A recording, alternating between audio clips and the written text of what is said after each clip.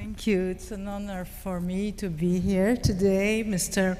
Prime Minister, President, parliamentarians, CONAF Chair, Excellencies, dear guests. I'm very happy to join you at this gala, which is an opportunity to showcase success stories, but also to highlight the challenges which women face when entering the labor market and starting their journeys as entrepreneurs. If I look at the numbers of women in Romania, there is room for great improvement. Currently, only 23.3% have received tertiary education, which is the lowest in the EU. And only 56.9% are in employment, which is the third lowest in the EU. So we must make sure that women can enter the labor market, remain active and economically independent throughout their life, contribute to economic sectors that are of essence to shaping our future, and be valued for their work and contribution. How can we make sure that all women, regardless of their social or ethnic background, their level of education, their status or private life, can be economically active and financially independent? How can we organize our lives and societies to make professional choices and combine it with private engagement in a balanced manner? It starts with ensuring that girls and young women enter all fields of education, in particular those sectors that are of growing importance and are heavily invested in, the green and digital sectors.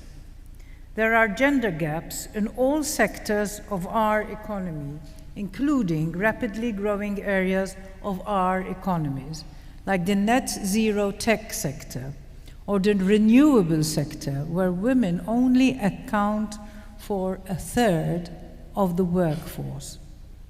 Recently, the Commission presented a new Green Deal industrial plan. In its chapter on skills, the plan acknowledges the gender gap in vocational and higher education in science, technology, engineering, and mathematics, as well as in professions that follow on from this educational foundation. As part of our efforts to reach net zero, we will work to harness female talent and enhance women's inclusion. Secondly, we need to make sure that structures are provided for women to make balanced choices and for women not to end up replacing inexistent care services. An estimated 7.7 million women do not work in the labor market because of unequal distribution of care responsibilities, as well as a shortage of childcare facilities. Across the EU, in 30% of cases, women work part-time compared to 9% in the case of men. More women are responsible for taking care of children, older people, or persons with disabilities. In Romania, this adds up to almost twice as many women than men. Women's access and participation in the labor market often depends on affordable and quality care services. To address this at the EU level, the European Commission presented a care strategy addressing childcare and long-term care. This includes EU-level targets of at least 45% of children under 3 in early childhood education and care, and 96% of children over the age of 3 in preschool care by 2030. Since women continue to carry the bulk of caring activities in our societies, investment in the care sector is a precondition for gender equality and empowerment. Childcare provisions go hand in hand with adequate leave schemes, and therefore the 2019 adopted Work-Life Balance Directive is equally a game changer. This directive introduces paid paternity leave, 2 months of adequately paid parental leave for each parent, carers' leave, and the possibility of flexible working arrangements. Next to the structures put in place to give a free choice for women on how to organize and manage their lives, it is time to value women for their contribution on the labor market. The Commission is conducting analysis with the OECD to monitor women's entrepreneurship and identify policies that are most effective in promoting it. According to a joint OECD Commission report on missing entrepreneurs, only 38% of women in the EU said they felt adequately equipped compared to 50% of men.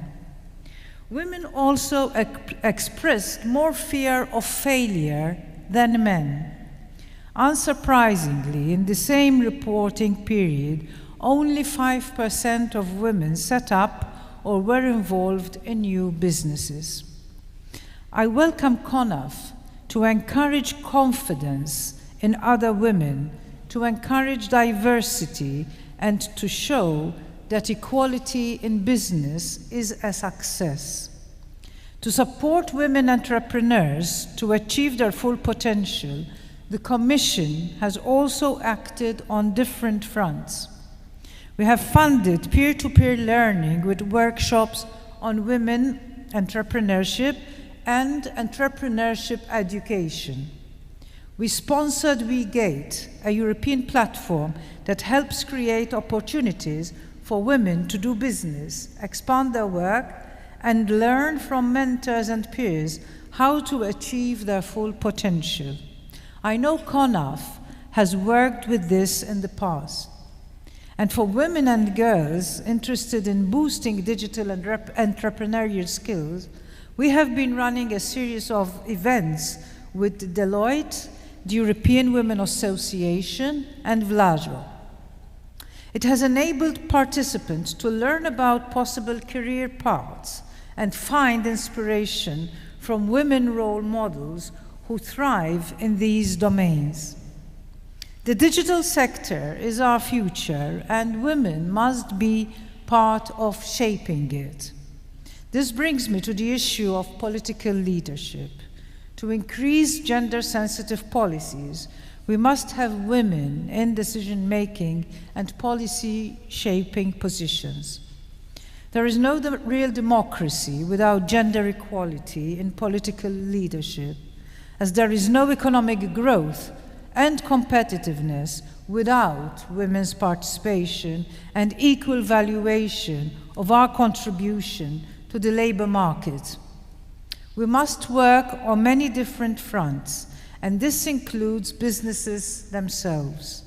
We need more women in the workforce, include women in sectors that shape our future, value and pay women equally for their contribution, and ensure gender balance in companies' decision-making processes.